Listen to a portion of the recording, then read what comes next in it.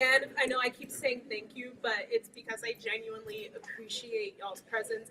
I appreciate you guys taking time out of your week when you could be at home, you could be at the park, you could be outside, but instead you're here, and that's really awesome. So, thank you again, and welcome to our series of Flash Talks, raising the happiness quotient in individuals and within organizations. It is part of this year's Wellness Business Summit has been organized in part by Venture Cafe, but mainly by tonight's host, Dhanashree Ram, or Shri. She is the founder and president of the Mass Wellness Initiative, as well as New Labs. She's also a meditation teacher and an overall amazing human being. So I hope that you all take a few minutes afterwards to say hi, chat with her. And without further ado, Shri.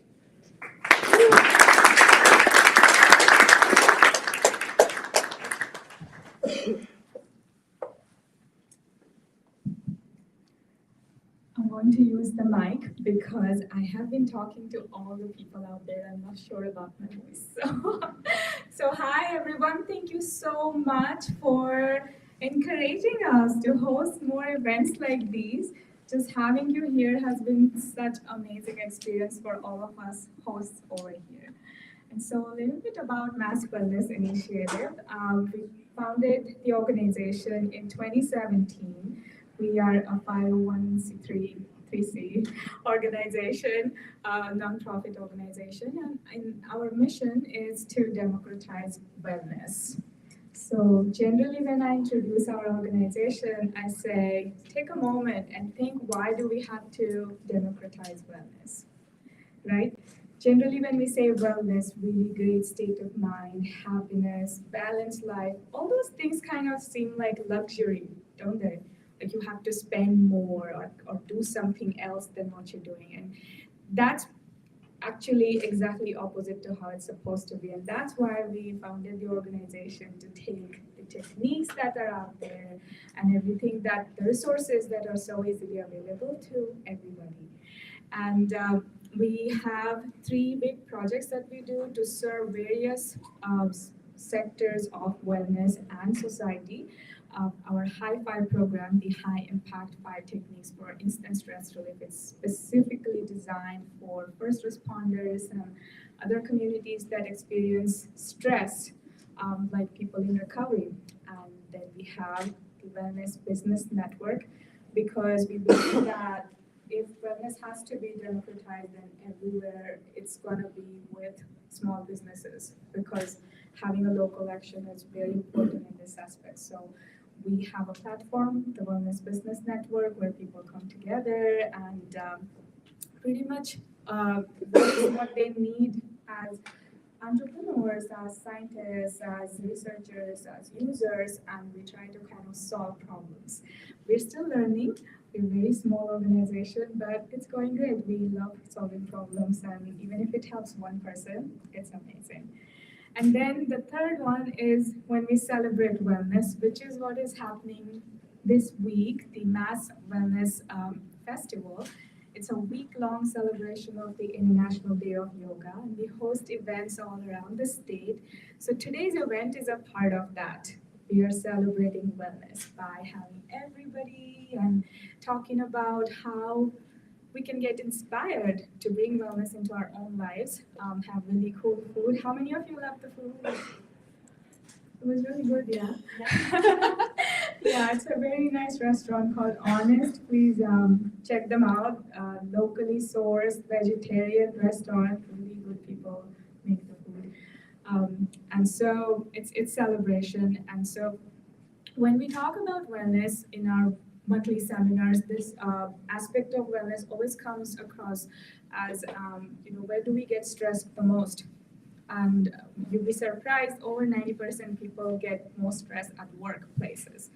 And so that combined with COVID, right, it's just all over the place. And so it's a good start to kind of have this conversation. How do we raise the happiness quotient in life and organizations? And also, how do we be resilient to what's coming, what's uncertain?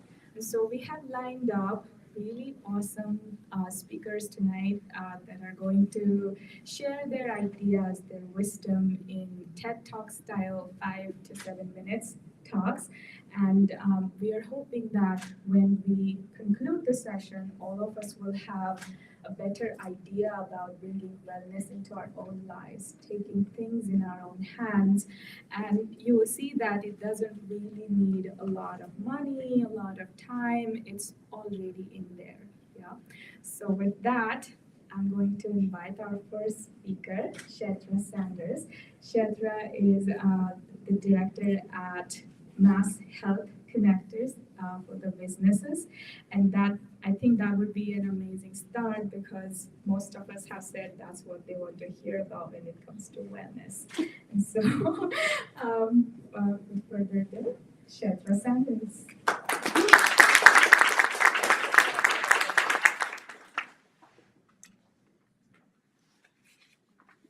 I'm not a big fan of the microphone. Thank you so much. Good evening, and thank you for giving me a few minutes of your evening. I was actually told I have 5 to 7 minutes, so I wrote some stuff down. I'm watching my time keeper over there. Again, my name is Kshetra Sanders, and I am the Associate Director for the Health Connector for Business. What do we do? What do I do? I actually help small businesses find the right kind of health insurance for their companies and their employees. So when we say the right kind of health insurance, what do we mean? I mean coverage that is affordable as possible, that provides access to all healthcare people deserve. Let's say that again, healthcare people deserve, right? We also give employees the opportunity to choose their own plan. Talk about that a little bit more. Wellness is a key tonight, right? So when we talk about wellness, having health insurance is a fundamental part of having good, usable options for healthcare. That means getting annual physicals, being able to manage chronic diseases. It means getting care when you're sick or injured. Imagine not having access to, health insurance, and then you're sick, you can't go to work, and you don't know what to do. You probably just call out. Unfortunately, it might lead to loss of productivity at work. We focus on that. So actually having health insurance gives people a healthier life. Health Connector for Business is part of the Massachusetts Health Connector. So when you hear the word Health Connector, you might think of us as the Obamacare for Massachusetts. That's what people mainly think of us as. That's just another name for us. But let me tell you a little bit about Health Connector for Business. Health Connector for Business is available to businesses with 50 or fewer employees here in Massachusetts. A lot of you I may have spoke to over there, and I told you probably the same thing. We offer commercial plans that are identical to the plans that you would find off of the Health Connector for Business. They're the same plans as you find in the general market. But the thing that actually sets us apart is that we maximize the power of your health insurance. We put a focus on better wellness opportunities for you as a business owner, if you're a business owner, and your employees. Let's just talk about choice. Health Connector for Business offers choice to the companies and the employees. So for the companies, what we focus on is giving them a wide range of options that are available for them to shop from, for them to focus on the plan that they can afford to offer their employees, so that they can say, I offer benefits to you, such that, a larger business might say, but at the same time, they would find on average that they save over 20% by shopping on the Health Connector for Business.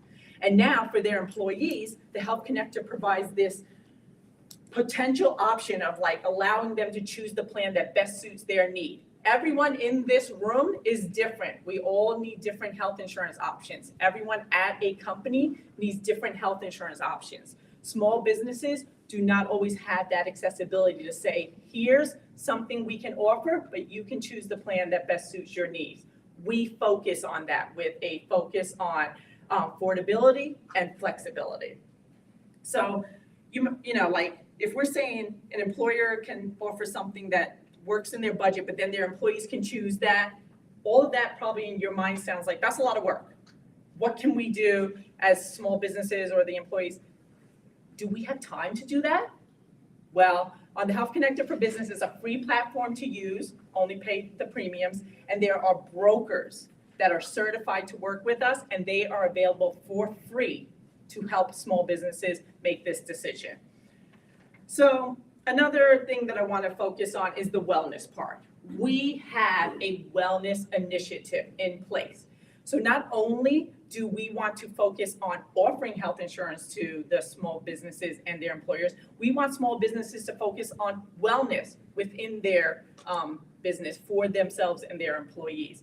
So we have a Connect Well program, and we love to talk about this. It's a way for employers to engage their employees to participate in wellness programs, such as going to see their doctor, being part of a gym, financial literacy programs. There's a whole list of them, over 30 pre-approved. But what's really great about that is a small business is looking for affordability and incentives for offering health insurance to their employees. So we focus on the fact that employers who offer health insurance on the Health Connector for Business and can get their employees to participate in one of the pre-approved wellness activities, the employees will get back a $100 Visa gift card for participating, and the employer will get back 15% of what they contributed into their employees' health insurance premium. So we put a dollar amount towards promoting wellness. So wellness is very, very important. I just want to close up and everything and let you know that I could talk for all night, but I won't because I've got 1 minute left. And just if anyone is interested, I'll still stick around, and anyone else can also come to our website, which is www.mahealthconnected.org/business, and find out more about the health insurance options that are available and the wellness program that we promote with it. So thank you so much.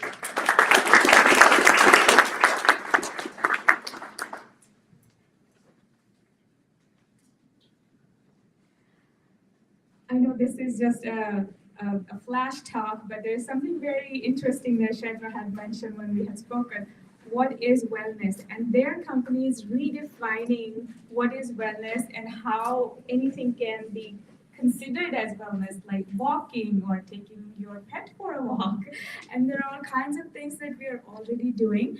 And for that, the company actually provides many benefits. So definitely I would say if you are interested in taking it to your companies or want to introduce to other friends who may have small businesses, it would be a great opportunity.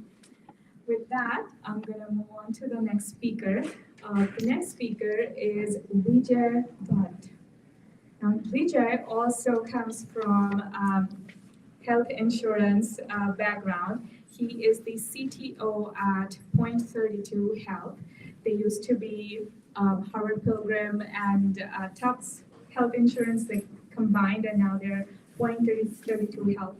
But he's not going to talk about health insurance tonight.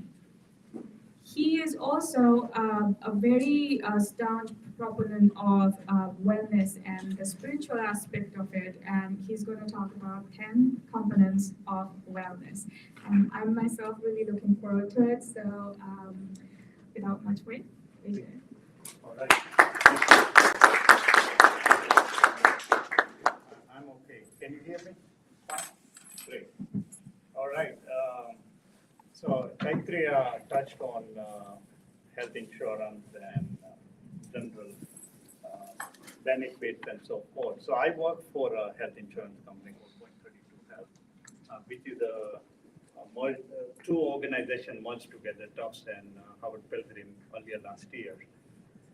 But that's one side of my equation. The other side of my equation is really about wellness and happiness, right? So when we talk about individual happiness and organizational happiness and how to increase our happiness quotient, we are talking about different aspects within our life. It's a perspective at the end of the day, right? Happiness is really a perspective, and that perspective is something you kind of over a time create. So when we look at these components, these are all based on evidence. So this is not something that I'm creating or whatever. And as you look into each one of these, it's like a leg in a stool, and the stool is of 10 legs. And if one of these legs is out of balance or longer than the other leg, then the stool will go out of balance. So it's all about balance. And if you practice a balanced life, then obviously you will have a much more happy equation. So the number one component is about eating. So it's what you eat is what you burn, right? There's a saying. And it also reaches to your brain, right? So we know now that the microbiome and the serotonin and the gut bacteria has a lot to do with your mind or your brain, for example. Mind diet or Mediterranean diets, and there are so many other vegan diets and so on, which are now becoming important. Another thing is, as you can see, we have intermittent fasting that is coming in and so forth, which is also helping towards your well-being. So eating is very important, and you need to understand what you're eating and how it influences you. And it can influence to such a degree that you can end up getting diseases which, like dementia, for example, or Alzheimer's, or it could be even Parkinson. So there's a lot of evidence now coming up that what we eat can lead us towards, not a very good lifestyle in later parts of our life. The second thing is about movement. In movement, we talk about just natural things like walking or playing or stretching exercise, yoga, etc. It's very important that you move your body and so forth. The third component is about restfulness. Restfulness is basically how well you sleep, how kind of calm you are, how relaxed you are, and there are practices which will be talked about on how you can get to that level. Then we have a component which is to do with recreation. I want to recreate myself, and we have dancing or art or music, gardening, for example. These are all different activities that bring about recreative energy in oneself. Then we talk about the fifth component, which is more about social interaction, social connections. Now we find that in this country, we have about over 35% of seniors who are socially isolated. And because of their social isolation, they have diseases that creep in. Okay, and there's all correlation on why that happens. And it costs the healthcare system about $500 to $600 per person per month extra for the socially isolated people. So that's another thing. How do you connect with one another and so on? So this is it's kind of an event where we connect and we kind of wish each other well and so forth. Then we have volunteering, for example, being able to give back in one form or the other, in whatever form you can. Some people do it through donation, some people do it through their skills and give their efficiencies and so forth. Again, as we age, this is one of the, in our Indian tradition, we have four stages in life, and one is called Vanprastha. And in this stage, which is over the age of 50 to 75, one starts to give back their skills into the society and to people who need that and so on, and so forth. And then we have volunteer, we have social connection, we have spirituality. Now, in this is more about self-development, about self-discovery, self-awareness, and then bringing that awareness to the other.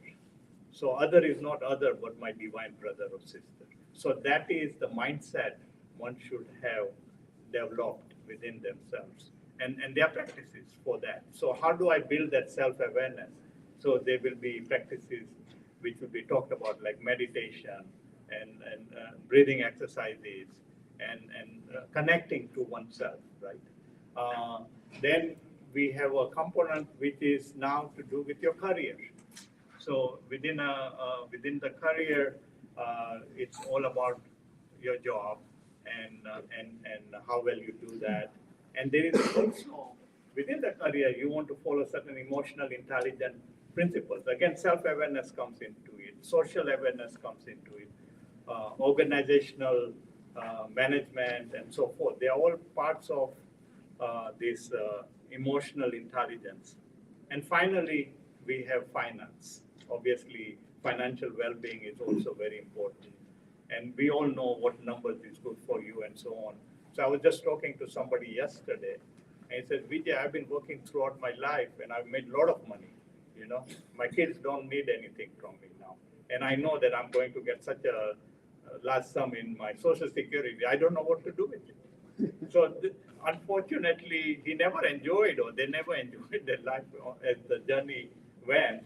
And they realized that there was a large sum of money, and you know they'll have to give it away to either government or to whoever. So this is the 10 components. If you want to talk more detail on it, I'm willing to kind of work with you on each one of them. Thank you very much.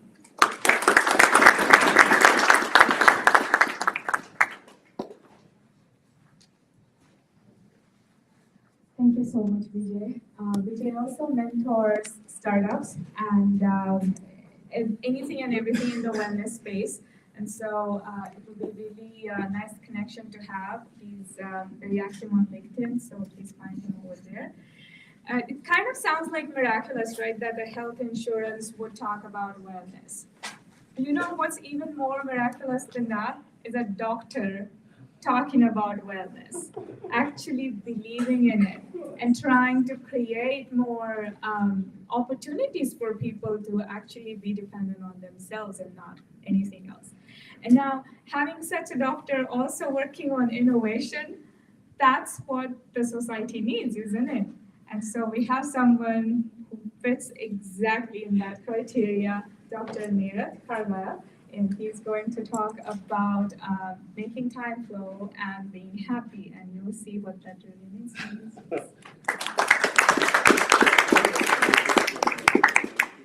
It's not necessary, but they'll be able to hear us. Maybe she's okay. So we're going to use the microphone because it's being recorded. So and it's being live streamed. The word. Hi everyone. It's so wonderful to be here with you. It's so wonderful to go after these amazing speakers who sort of helped us set the framework for this. And thank you for that lovely introduction. I've never seen it as a real negative to be a physician before, but I appreciate that the space may be a little bit different. It's not the way that I've often started conference talks, but there is the systems dynamics professor at MIT, and he gets invited to a lot of healthcare talks. And when he goes there, the first thing he does is he stares out at the room of physicians and he says, can you define health for me? Right? And then there's lots of ums and ahs and people there. So just quickly, I'm looking around. Does everybody have a good definition of health? There's a little bit of stumbling, and then what often comes back is that health, as it's defined in sort of practice today, is the absence of disease, right? Isn't that what you go to your doctor for, to treat your diseases? The challenge is that's not why most people go into medicine. I would say that we're going into care, for people. And then it was really nice to look at what the origin of the word health comes from, and it actually is similar to hale and hearty, and the origin of it is to be whole.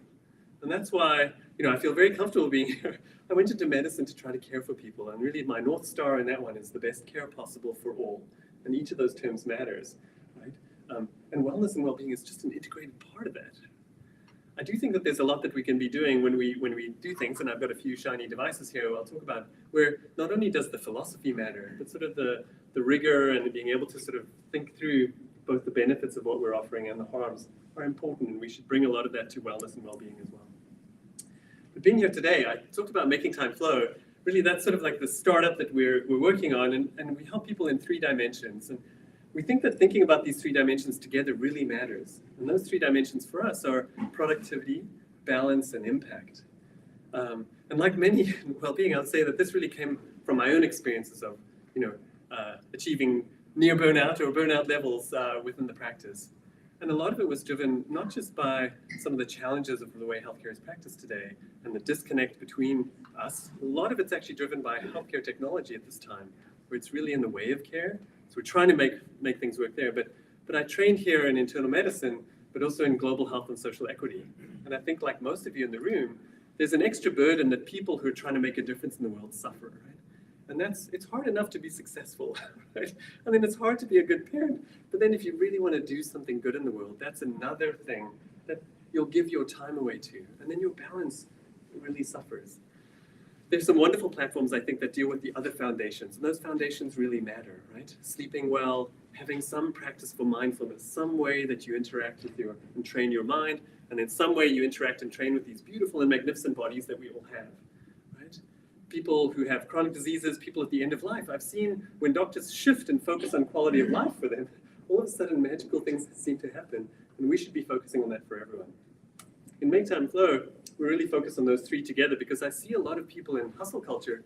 While I respect and admire this idea that I'm going to go and make something happen and it takes a lot of hard work, the parts that are really challenging is that there's lots of pathologies of productivity. And as you're just punching and punching and punching, the amount of hours that you spend is not the same thing as being effective. And so often we're just helping people to say, one of the most important things is be aware of your time, set creative constraints. Because in those creative constraints, you're going to apply the Pareto, which is going to naturally help you to be more effective, right? And those constraints are things that you need to do to create boundaries around your work life so that you can focus on other aspects of your life. And if there was one study that I could have everyone leave with, there was this work by Friedman, which was reviewed in the Harvard Business Review, and they took 300 executives, and those 300 executives were working day and night, right? 14, 16 hours. And they said, good, we're going to actually train you in the 4 wins. And the 4 wins were, you had to do something for your work, sure. You had to do something for your community. You had to do something for your family, and you had to do something for yourself. And they forced them to take time to do those things, right? To participate in citizenship organizations and to make sure there's meaningful time with family and to make sure there's meaningful time for themselves. So their amount of time spent in work really went down. But as they measured their productivity at work routinely went up 10 to 13%. So if you ever have any struggles explaining why some of these initiatives matter and have an ROI, you can just pull out this study. I'm going to talk to you just briefly about this device, and this is the Be Happy part of the talk. And the first thing I wanted to make sure was that everyone had seen the latest World Happiness Report. Does anybody know about it? There's a 2022 version. Wonderful. So I just look it up. It's by Jeffrey Sachs and a lot of other people from Earth Institute and other groups. It's largely an analysis of the Gallup's World Survey, where they do these happiness rankings that you may have heard about. But the report has lots of other amazing details in it. And guess what? During the pandemic, stress and worry went up. Big shock, right? Big shock. Okay, no, so that was there. What was really surprising was that happiness didn't change much, right? And most of the times that wouldn't be a good thing, but in a massive pandemic that's worldwide, that's actually amazing, right? It shows the resilience of the human spirit. The other thing that was really amazing is that one measure went up significantly, and that was measures of benevolence. Doing good for your community and feeling that your community does good for you. What does that have to do with being happy? So these are the Be Happy buttons. What these are used for is it's a simple Internet of Things device my daughter helped me to build. And you press this button when you're happy at work. And you press this one when you're stressed. And why did we have to build this? We had to build this because I was busy working in healthcare. And I don't know if you need more data around why industries need to focus on this. In healthcare, we've actually focused on it. And we've said hey, does well-being matter? Physicians are burning out, even here in sort of this nationally reputable system, more than 50% of them are registered as burnout, which is a chronic maladaptive response to chronic stress. Right? What we have, because of this burnout, is that patient outcomes get worse. The thing we must be most doing well, right? Productivity's gone down, absenteeism has gone up, and then there's a huge amount of physician turnover. And that costs the organization $500,000 to $1 million per physician. It's not the salaries that they're getting, that's the cost of the organization for the loss. That's going to be true in every other organization. What happens is that we're an organization that's designed to care for people, but we have an emotionally unintelligent organization, right? Because it's hard for anybody to come up, let alone a physician, but anyone in an organization say, I'm sorry, Sanjay, you're my boss. I'm feeling really stressed now, right? Which is a different thing. But if you can lower that with a little bit of technology and say, I can press it, it goes somewhere, I feel heard. I can also say that I've got some strengths that I'm reinforcing. These create these real-time happiness and stress maps that we deployed across 3 primary care groups. And they use this as an aggregate to get some emotional intelligence for their organization. So for the first time, they could tell that interventions that they made didn't just help the squeaky wheel who complained about it, but helped the whole team. And I would just encourage everyone to think about something like that for your organization. It doesn't have to be these, but there are lots of measures to make sure we have some precision wellness that goes out into our organizations. Thank you, everyone.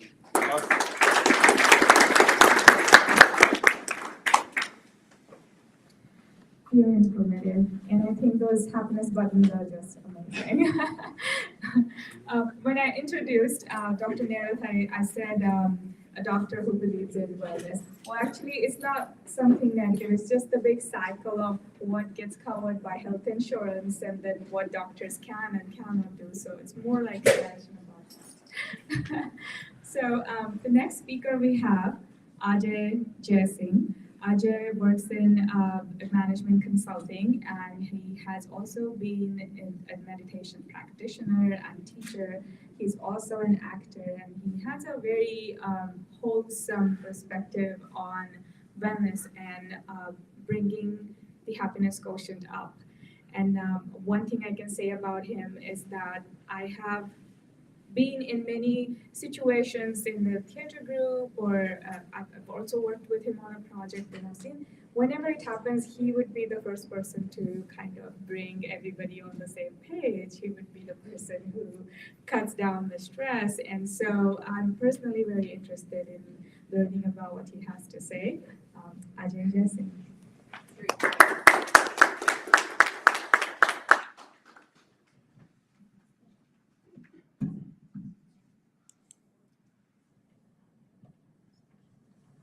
All right, can you guys hear me? Yeah. Yeah. Awesome. So again, as Dhanashree said, my name is Ajay Jaisingh, and today I'll be focusing on, from a happiness perspective, focusing on the self, right? Because any transformation, anything that you're looking to do, either as an individual or as a collective, starts with the self. So more often than not, our concept of the pursuit of happiness is a bit flawed, because it starts with the idea that happiness is some mysterious hidden treasure that I'm going to have to seek or chase in the outside world. We convince ourselves, we program ourselves to believe that I will be happy when I have won the lottery, or I've manifested the right person in my life, I lose some weight so that I can look attractive, and the list goes on. So if you think about it, right, we program ourselves and we start chasing all of these one by one. It's like chasing a mirage in the desert, only to realize that when you've actually achieved one of your goals, the initial euphoria dies down very quickly. It lasts, it's very short-lived, and you're back to yourself feeling unfulfilled. And then what do? You chase the next one, and after that, the next one. In this constant chase, we forget that it is our true nature to be happy. It is in our DNA to love, to be loved. And we can experience all of that right here in this moment. We are constantly in some kind of an emotional influence all the time, whether it's the fear of losing someone, whether it's the fear of losing something, the insecurity of not having enough or not being enough, playing the role of a victim or that of a guilty. All of this keeps us from being in touch with our true self. So how do you get in touch with your true self? The first step is to stop, to breathe, to realize that I'm being controlled and influenced by an emotion, and then to release that emotion. There are a lot of techniques that help you through this process, and that brings you back in touch with your true self, with your core self, but only until the next emotion hits. So, having said that, let me share a couple of things, pearls of wisdom, you can call them. Basically, these have helped me through my journey in life. Given the time, I'll probably just touch upon maybe one or two. So the first one I'd like to say is, happiness is a choice. And this choice is available to you every living moment. Let's understand this through a small example. Let's say you're sitting in your car, waiting to pick up your wife, who's running late, by the way. So you feeling victimized, she's feeling guilty, to make you wait. Now, while you're waiting, your victim identity starts throwing some suggestions at you. She doesn't value me, she doesn't value my time, she takes me for granted, she doesn't love me anymore, blah, blah, blah. And you build up some rage inside you. Finally, when she shows up, first thing you do, your victim is now gonna attack her guilt, making her feel worse. Probably to a point where her ego's self-defense now kicks in, transforms her victim, her guilt into victim. So now what do we have? We have two victims and we have a fight. Think about this. If you were to have used your time differently while you were waiting, to catch up on some work, to catch up with someone you've been waiting to talk to do some breathing exercise, do a short meditation session, you would have brought yourself in a place of peace, in touch with yourself. And what happens when she shows up? Your state of being now influences her to neutralize her guilt as well. Now what do you have?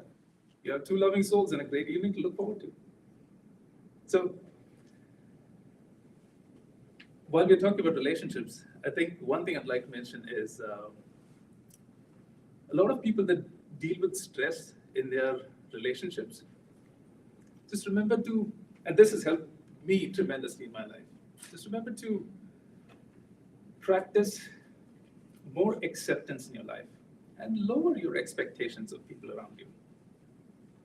Remember, the more freedom you give to others around you, the freer you will feel within.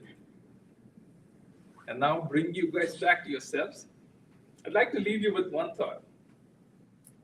One of the most common paradoxes in life that you will come face to face with is, on the one hand, realizing that you live in bondage. You're bound by the ideas of what you believe life to be, what you've been told about what the world is around you, and on the other, to realize that you are free. You're free to break the shackles. You're free to see beyond the world that has been pulled over your eyes. And you're free to escape the matrix. Thank you, guys.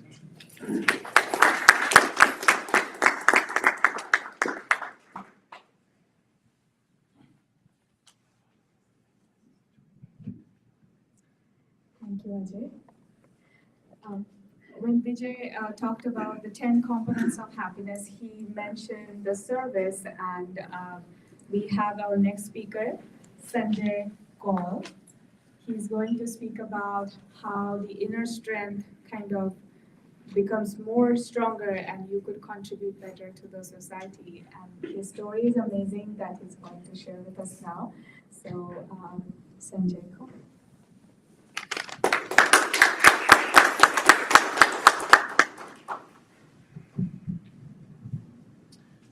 Thank you, Dhanashree, and good evening, everyone. It's a delight to be talking about inner strength as a measure to increase your happiness quotient. And the inner strength, to develop it, basically two things help. One is prayer, the other one is service. But before I go into prayer, service, or the inner strength, I want to touch upon the inner happiness. Like Ajay just said, the inner happiness is linked to what you want and what you like. But most of us individuals feel that we never get what we want and we are never satisfied with what we get. That's a paradigm. So then what is inner happiness? How can somebody be really happy? Aristotle has said that it's an individual choice. Whereas Rumi, another great thinker, he says, once you distill your desires, it leads to two things. The first thing is that you will love more, and then the second thing is you will be more content with what you have. I come from a place called Kashmir in India. It's a land of saints and mystics. And we have a saint poetess there by the name Lal Ded. And I will quote her because her thinking about what is the inner happiness is more relevant to what we are going through in today's world. She says in Kashmiri, and I will quote her, then I will give you the meaning. She says, "Khen khen mansho punno vatak, na khen gasak aankhari. Somui rose, the somui rozak, teli khulnai barnan tali." Meaning that in this day and age when we are all struggling for power, for materialistic things, and have influence on everybody and everything around you, it's not going to give you inner happiness. At the same time, if you go to the other side of the spectrum, you want to give up everything, your family, your responsibilities, your desires. That is not even going to get you happiness. She says you have to choose something in the middle, adopt the middle path. She gives an example of the lotus. It has its roots in the mud. It grows underwater, and then to bloom, it comes over the water. And when it comes to bloom, even a drop of water, when it falls on the leaf of the lotus, it sparkles like a diamond. She says that's what you have to be. You have to grow beyond your capabilities. You have to give and share. And now that giving and sharing, how do we do that? How do we get a connect with your inner self? To have that connect and to broaden your all the features in you, one of the things to connect is the prayer. People think prayer means a direct call to Almighty, whatever your belief is, and giving a list of things, I want this, I want that, I want it now. But if you don't get what you are asking for from the Almighty, then it's you versus the world. Nothing is happening, nothing is giving me, my desires are not fulfilled, you are never happy. So a prayer is actually not a means of demanding, but realizing your own self and communicating to the that power which lies beyond the physical realm to build a connect. And that connect has to be universal. It has to be so that you communicate in such a way that if you think you are somebody, then you have to put that somebody title aside and then think of the connection with the supreme power. You have to give up that desire that I have this capability or that capability. No, just sometimes not saying a word is a prayer. Sometimes wishing something good, connecting with somebody else to help them is a prayer.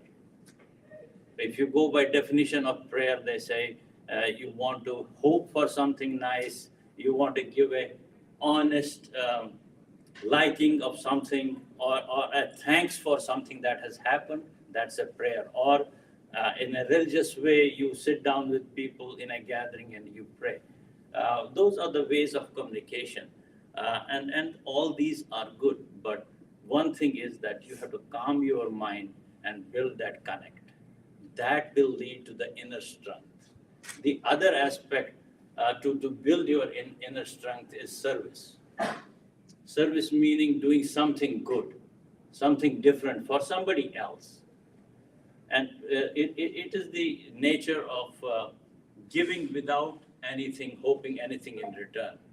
But the service, I don't think that word actually justifies what we are trying to describe here. In my culture, in my heritage, in Sanskrit language, service actually is translated into seva. The word is seva. And through seva, that means you're doing, giving without the hope of a return. You are doing something for somebody else that can help them in their life. Some of the examples of giving are if you are helping somebody cross the road, a child, a blind person, or you are giving blood for somebody else, or you are donating your organs once you're gone. things like that you're not expecting something in return. I have been given the signal that it's 5 minutes already. Let me end by saying a prayer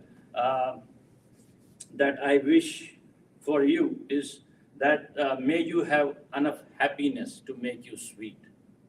May you have enough trials in your life to make you strong. May you have enough sorrow to keep you human. And may there be enough hope to keep you happy in life. Thank you.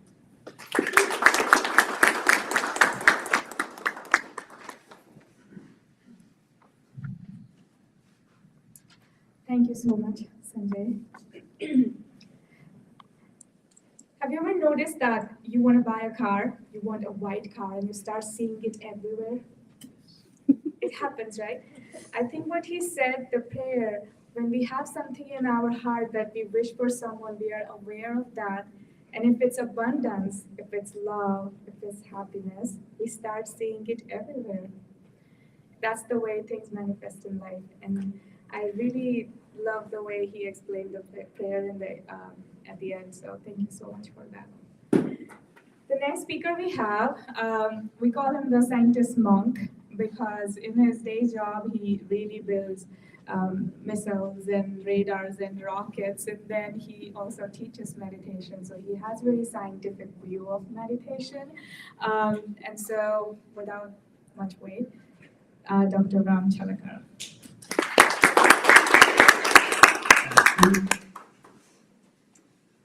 So let me take you back to 14 years back. My life was all sorted. I had it carefully planned. I had a dream job as a scientist in a Fortune 100 company. I was going to get married to my sweetheart in a few weeks. It's all perfectly planned and sorted, right? And one day I go into work and my manager draws me aside and says, Ram, I have some bad news for you. The company is shutting down and we have to lay you off. And all the hundreds of employees on this site, right? This was the 2008, 2009 economic crisis, right? That portion. So, boom, that's it, right? Whole world comes crashing down. This carefully constructed plan, right? And it's all our experience, right? Life throws curveballs at us. It's the nature of life, right? Problems come. Right? How do we deal with it? Yeah. So in my case, after a day or two, I came around. There's complete acceptance, total acceptance of what had happened. Okay, this is what has happened.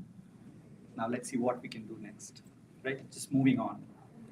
And looking back, I realized, I think it was due to, I totally put it down to practices like what various people here have mentioned, breathing and meditation practices.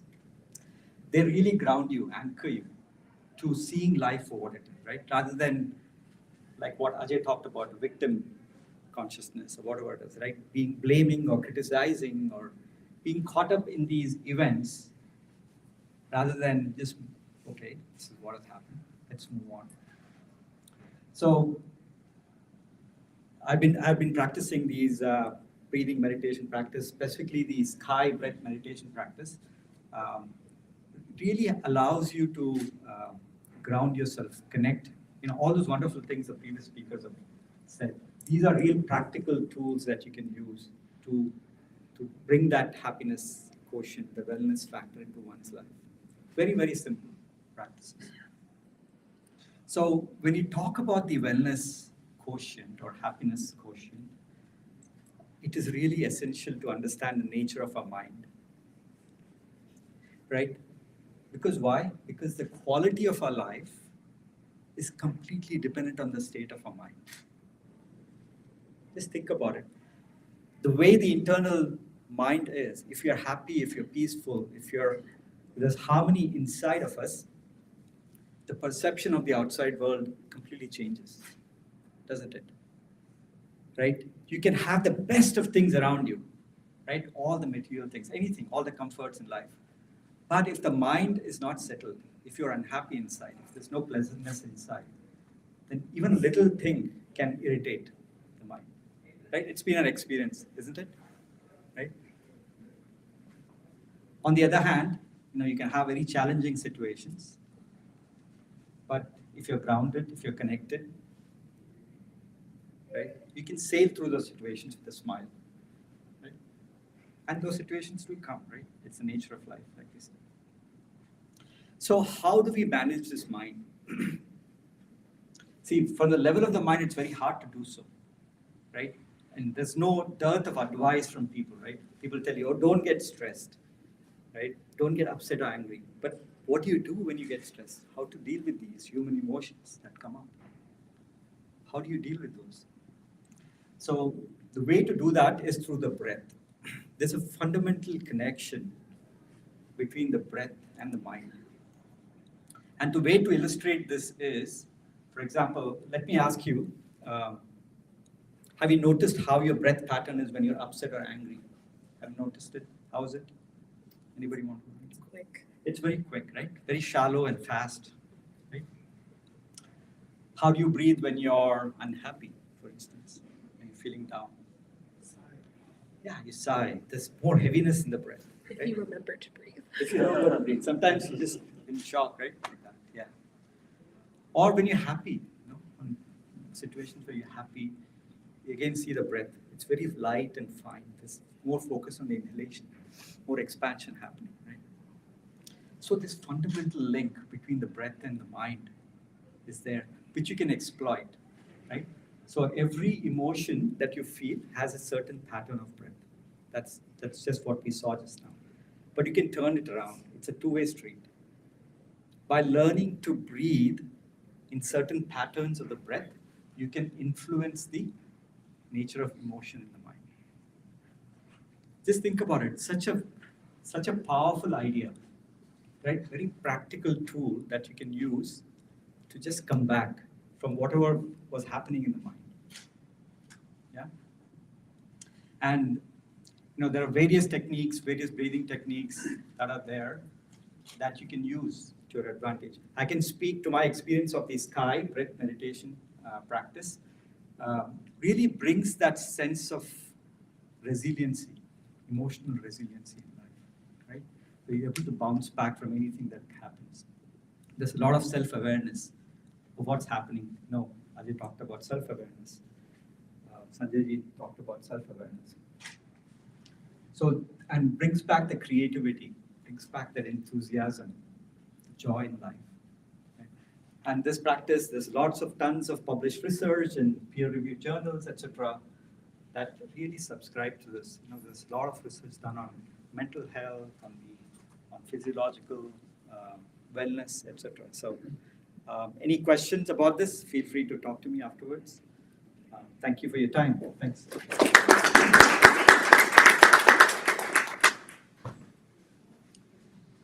Thank you so much, Ram. It almost sounds like out of this world, you can really have a technique to manage your mind. So if you would like to talk about the sky breath meditation, Ram is here. We also have Swant and Sujit, if you would like to raise the hand. They had a booth out there, and you may have visited the booth already. So it's a really wonderful practice. Totally recommend it. When Vijay mentioned about I keep going back to it just because I want to also bring your attention to the fact that in this panel of 7 speakers, there are very different aspects of wellness that are being covered. And so he mentioned about financial wellness.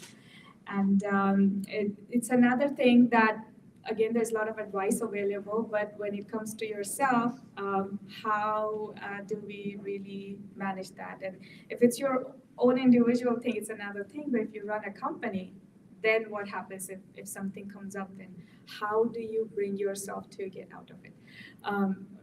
Bring a different situation, right? And so we have the next speaker, Nirmal Kumar. Nirmal is a CTO at a company called Alias Wire, and I'm going to let him speak more about that. But I have been following the company, and I have been following how they have reinvented themselves after a really, really successful thing. That's another thing that I really look up to when he speaks, so watch out for that. And so here, Nirmal.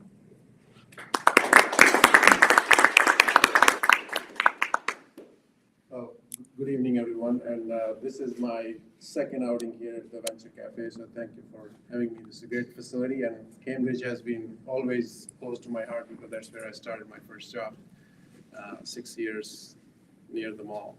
So,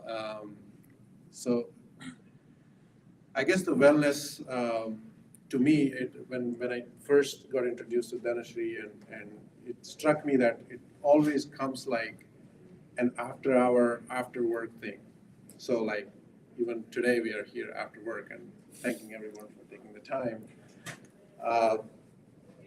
I take it a little bit differently. Like the thought process is how can we make sure or do something about it during our work hours? Because believe it or not, we all are working 8 hours. If we are, fortunate, we are working more than that. So what can we do organizationally? What differences we can make and I work for a fintech, as you said, Wire. We build payment software.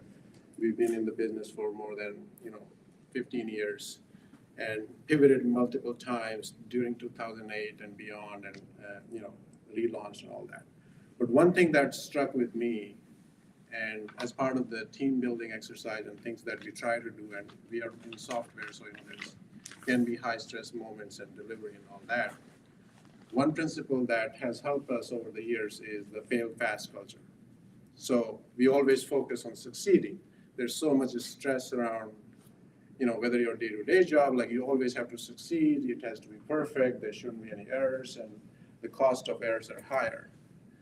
While that is true, but if we encourage failing on things, or it's okay to fail, we are not saying fail intentionally, but it's okay to fail and fail sooner than later. So instead of spending so much time perfecting and you still fail, that'll be a much later stage failure than trying something innovative and be creative and fail fast and recover and improve, because every failure is a learning. You're not going to repeat the same failure. So that fail fast culture, it fits very well in the software industry, but I think it fits in every business. If we do that, you're more content with yourself. You go to your job with more heart, you are less stressed, and that really builds upon your winnings. And don't only plan for successes, plan for your failures. Plan, prepare, and practice. Plan the scenarios, whether it's a financial scenario like, okay, I have certain revenue structure. If this revenue doesn't happen, what happens then? Did you plan for it? Do you have money set aside? Or do you have investors that are lined up who's going to back you in case of it doesn't go your way? So there are a lot of these things that you can do because they're all in back of our mind. But if we put them on the table, they do two things. One is you're better prepared in case things go wrong. Secondly, they're not in your mind. So once things are out of your mind, you're automatically less stressed. Like, the general question in tech is like, what keeps you awake at the night? But if you have everything written down and plan for most of the things, there's nothing really that keeps you awake at night because you know how to handle it. And the last part is not focusing only on the failures, there are winnings, but don't wait for the big win. Start celebrating the small wins for your team members, for yourself, and that goes a long way. It's just like a little child, we encourage a kid when they do a good job, it doesn't leave us. We think that once we are adult, we kind of not encouraged by small wins. We always do, we are humans. Those emotions don't change, they transform, they mature a little bit, but they are there. So let's tap into those, start celebrating small wins. And the last thought I'll leave everyone with, I just recently heard a great talk on NPR, and you can look it up. It's called Empathetic Joy. So now we talk about scaling the business, how to scale the happiness. We only have 24 hours, maybe 3 weeks of vacation, certain amount of money to feel happy about things we want to do outside work. But this concept is really great, and I'm still researching myself how to train yourself to do that. And one of the things that struck me is, can you be happy if you see a friend's picture in Hawaii? Can you feel happy about like, oh, my friend went there, what a great place, and just leave it at that and not feel any other emotion? Now it's a hard training, but it does bring the point that you can only go on vacation so many times, but we can start celebrating everybody else's happiness in a certain way. You can scale immensely. I mean, there's n number of people you interact with on your daily lives. So it's a learning process for me.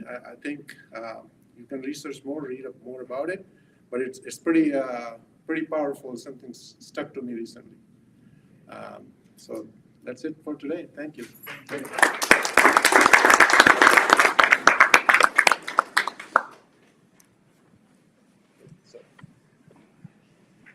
Thank you so much, Nirmal. I think we are at the end of the hour, but I would really like to ask you all if anybody wants to share what's one of the concepts that really stuck with you or really hit the chord, as they say. Anybody wants to share? Just to start the ball rolling, it's all been very profound, but I think from our last talk, when did we decide that adults were no longer deserving of small wins? Like, you got out of bed today. That's awesome, because I know I have days where I struggle to get out of bed. Why don't we celebrate that the same way that we would celebrate our child getting out of bed? Just because we're bigger children, that doesn't mean that our need for validation or just celebration goes away. Absolutely, absolutely. That's pretty deep and profound, actually.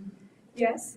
I mean, I was really struck. I mean, I think all the speakers, you guys are phenomenal, like very inspiring, enlightening, and extraordinarily motivating at the same time. There were a couple of things that really stood out. I think the comment about the Friedman study, specifically about understanding productivity, and I think that is a tremendous point to contend in the workplace around productivity and results, right? So we're moving from a manufacturing age where we punched clocks in intervals of 8 hours where we were working on, manufacturing production lines, and now we're kind of in an intellectual like a knowledge-based environment. And so that demand is different, and I don't think we've adjusted to that just yet. So I think it's really profound that we're starting to put science behind the understanding of how important it could be to make sure that we are shifting the way in which we manage time and productivity and output. I thought that was really inspiring. And I loved when we talk about happiness is really kind of within and how we have to find it within ourselves, but also the self-awareness of recognizing that you can control. It's because fundamentally all the self-awareness aspect it's about how you respond, not react. And it's about how do you build that understanding and that resilience of being able to kind of respond in that moment, and then the science behind that you can change that through your breath. I'm like, where is that video? Where is that training? That is outstanding. So I just felt that this panel was outstanding, and I wish my boss was here listening to some of this. So just putting that out there. It's great. Thank you so much. We'll put out all of this information, the breathing and the health insurance and all these mentors that are out there. Their information, we'll put it out for you guys. LinkedIn is the best place to look up all of them. And I'm just gonna say, we heard so many awesome things here, didn't we? That we don't necessarily discuss on the train or while watching TV or something about you, about yourself. And so there's something amazing happened here. We did that. And if we just let that go as another talk, another thing that we did on an evening that we just went for an event, that would be a loss. So I really want you all to kind of take a moment this evening and really think about what is that area of life where you would like to have an impact, or if you really learned a breathing technique that would give you so much of energy, what would you do with it? Or is there anything more that you would like to contribute to the society? And try out these ideas, right? What would it mean to make time flow? That's a very interesting concept, and think about it. When we're happy, time flows. So making time flow means being happy. And what does it mean for you? And if someone's actually offering help with that, are we using that help, right? And so, yes, sir? Was the session recorded? Yes, it was. Will And it it will be will, available? absolutely, yes. So with that thought, I'm going to say thank you once again and hope to see you again in more Venture Cafe events. And please follow us, the Mass Wellness Initiative, for free workshops on nutrition, yoga, meditation, wellness. And we make sure to also engage policymakers. So if you have anything to say about how we need more money for wellness, what more we can do, so that would be a great idea as well. So very nice to have you all here. And thank you once again. Have a good day.